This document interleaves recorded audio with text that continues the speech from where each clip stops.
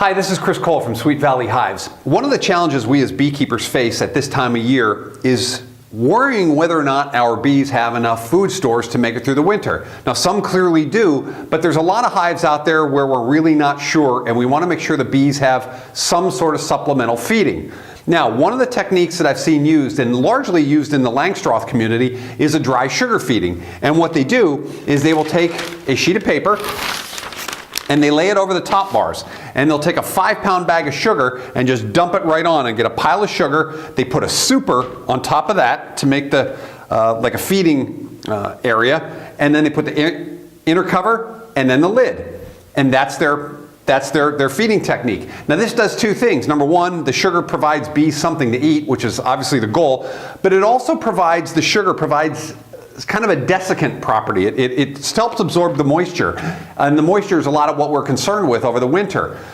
So that's a good technique, and you can use that with the Worry hive as well. Just put a piece of newspaper or craft paper, some sugar, and allow the bees to come up. Now what you will need is something to go up in here, because you can't put your quilt box right down on top of the sugar. So you could use a super. Now we at Sweet Valley Hives, we manufacture a super, so you can use that to establish that feeding compartment.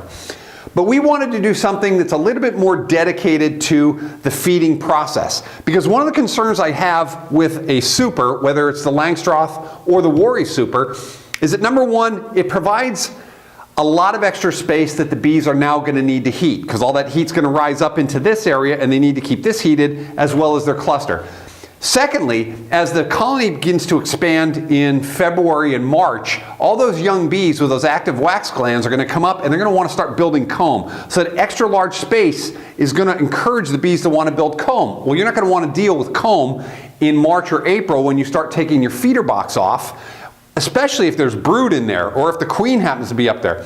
It's not highly likely in a super, but it can happen. So what we've done is we've established a product that we're calling the Sugar Shim. This is a more permanent, dedicated feeding compartment. Rather than fooling with a newspaper, we built a box that is a little bit less than the actual super. So we've minimized the space to kind of discourage the comb building, and also to make it a little bit more easier so it's not sucking out all the heat from the colony. The Sugar Shim, let me show you the design on this. It's 5 centimeters, it's cedar. There's a 2-centimeter spacer right here on the chevron. It acts as a border, so when we pour the sugar in, the sugar doesn't just pour right over the edge and down onto the colony. Okay? The bottom is a very thin Luan plywood.